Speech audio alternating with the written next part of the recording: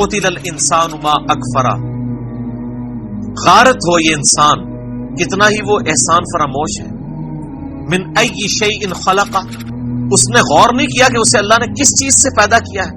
من نطفۃ خلق، ایک نطفہ منی کا، خلقہ فقدر، اس سے پیدا کیا اور اس کے لیے ایک اندازہ مقرر کر دیا.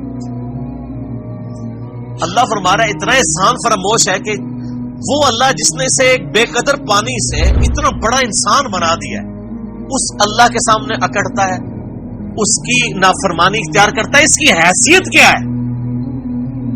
ایک بے قدر پانی جس کا ذکر کرتے ہوئے بھی لوگ کراہت کے ساتھ ذکر کرتے ہیں، عموماً اپنی گفتگو میں اس پانی کا ذکر کرنا گوارا نہیں کرتے. یہ ہے اس کی ابتدا. ثم السبیل یسرا، پھر اس کے لیے راستہ آسان کر دیا. ایک معنی اس کا یہ ہے کہ اللہ تعالیٰ انسان کو کس طریقے سے پیدائش کے اس مرحلے سے گزارتا ہے اور ایک راستہ آسان کر کے وہ دنیا میں آ جاتا ہے، اور ایک یہ ہے کہ زندگی میں اسباب اسے مہیا کرتا ہے کہ وہ یہاں پہ زندگی گزارے. ثم اماتہ واقبرہ، پھر اسے موت مل جاتی ہے اور وہ قبر میں پہنچا دیا جاتا ہے. عموماً قبر میں پہنچایا جاتا ہے، بعض اوقات قبر میں نہیں بھی پہنچایا جاتا تو وہ جہاں پر ہوتا ہے وہی اس کی قبر ہوتی ہے. اگر کوئی سمندر میں غرق ہو گیا، سمندر ہی اس کی قبر ہے. کوئی شیر کے پیٹ میں چلا گیا، وہ شیر کا پیٹ اس کی قبر ہے. کوئی ہواؤں میں بکھر گیا ایئر کریش میں، اس کے لیے قبر وہ ہے. ثم اذا شاء انشرا، پھر جب وہ چاہے گا اسے دوبارہ زندہ کر. اللہ سے بھاگ کے نہیں کوئی کہیں جا سکتا. اب تو کہتے ہیں کہ مر جائیں گے، مر کے بھی نہ چین پایا تو کدھر جائیں گے. مر کے بھی چین نہیں. دیکھیں نا، آپ لوگ خودکشی کر لیتے ہیں، وہ جو خودکشی جس نے کر لی وہ تو مارا گیا.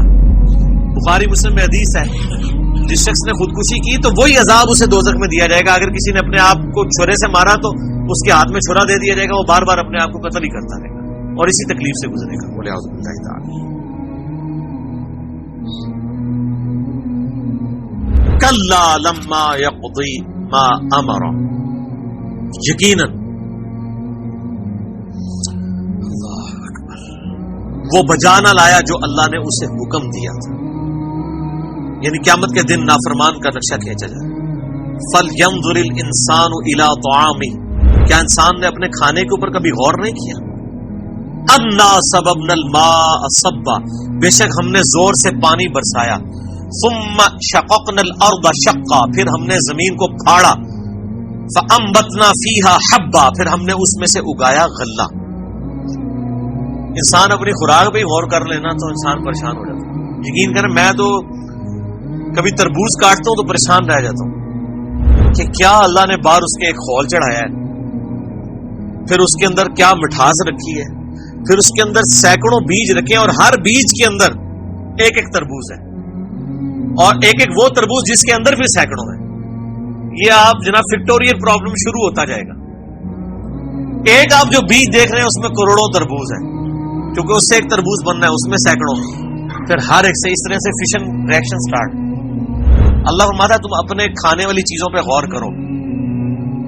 ایک تو اللہ تعالیٰ نے ان کو بنایا کیسا، پھر ان کو کمپیٹیبل بھی کیا. آپ شیر کے سامنے تازہ گھاس لا کے رکھ دیں، کھائے گا؟ کمپیٹیبل ہی نہیں. اور بکری کے سامنے آپ بالکل صاف ستھرا قیمہ لا کے سجا کے رکھ دیں، نہیں کھائے گا، دیکھے گی بھی نہیں اس طرف، سونگ کے پرے کر دے. کمپیٹیبلٹی نہیں. تو صرف خوراک اللہ نے پیدا نہیں کی، ہمیں کمپیٹیبل بھی بنایا. سر یہ ہم جو لہسن پیاز یہ جتنی چیزیں کھا رہے ہیں ان کی اتنی سی مقدار بھی ہمیں موت دینے کے لیے کافی ہو اگر یہ ہمارے جسم کے ساتھ کمپیٹیبل نہ ہو.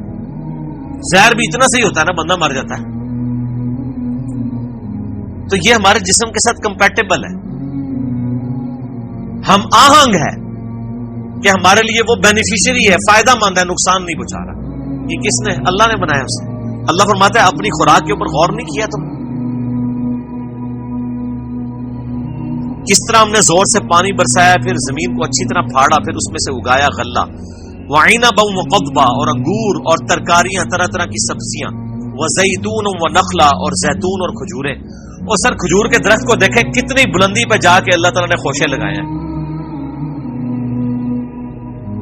اور ان کے اندر مٹھاس رکھی ہے. جس پانی سے آپ شراب کرتے ہیں اور جس زمین میں وہ درخت اگا ہوتا ہے وہاں تو دور دور تک مٹھاس ہوتی کوئی نہیں ہے، نمکیات ہی ہوتے ہیں، اور کیا زبردست کھجوریں لگتی ہیں.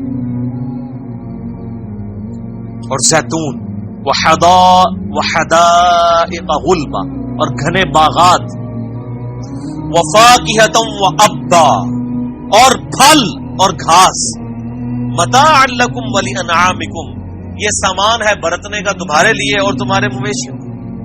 اچھا مویشیوں کا ذکر آتا ہے، ہم لوگ عموماً یہ سمجھ ہوتے ہیں ہم نے کون سے مویشی پالے ہوئے، ہم میں سے اکثر لوگوں نے تو نہیں پالے ہوئے سوائے گاؤں کے لوگ، وہ کہتے ہیں پتہ نہیں مارا. اور آپ کا بھی ذکر ہو رہا ہے، سر یہ جو آپ دودھ پی رہے ہیں یہ کسی نے مویشی پالے ہوئے ہیں تو ان کا دودھ آپ تک آ رہا ہے. آج دودھ ختم ہو جائے نا انسانیت ختم ہو جائے. یہ تو بچہ بڑا ہوتا ہے تو باقی چیزیں کھا رہا ہے نا، جو چھوٹا بچہ ہے 1.5-2 سال تک وہ کس چیز کے اوپر زندہ ہوتا ہے؟ دودھ. تو دودھ کہاں سے آ رہا ہوتا ہے؟ انہیں مویشیوں سے آ رہا ہوتا ہے. دودھ صرف ختم کر دیں انسانیت ختم ہو جائے. اور اللہ ہمارے ان مویشیوں کی خوراک بھی ہم زمین سے پیدا کر رہے ہیں. اگر زمین سے خوراک پیدا ہی نہ ہو، مویشی زندہ ہی نہیں رہیں گے، اور جب مویشی نہیں رہیں گے تو انسانیت کہاں سے رہے گی؟ ہماری بھی خوراک ختم ہو جائے گی. سر یہ جتنی باتیں اللہ تعالیٰ گنوا رہا ہے نا، اس کے بعد اگر کسی کو یہ وہم بھی آ جائے گا کوئی بزرگ بھی کوئی کچھ کر سکتا ہے تو اپنے دماغ کا علاج کروائے. اور سر بزرگوں کو تو یہ پتہ ہی نہیں تھا کہ یہ گھاس اگتی کیسے ہے، سوائے اتنا ڈیٹا جتنا قرآن میں آیا ہے، وہ بھی اگر انہوں نے قرآن ترجمے سے پڑھا ہو. باقی سائنس آج ہمیں ڈیٹیلز بتا رہی ہے کہ یہ ایک بیج جو ہے اس کے اندر اتنا ڈیٹا موجود ہے جتنی انسانی تاریخ میں کتابیں لکھی گئی. تو کوئی شخص کہتا ہے جی نگاہ مار کے کوئی ایسے کر سکتا ہے؟ کوئی ایک بیج نہیں، زمین و آسمان کی ساری مخلوقات، جن فرشتے پیغمبر مل کے بھی ایک بیج نہیں پیدا کر سکتے. درخت بنانا تو بہت بڑی بات.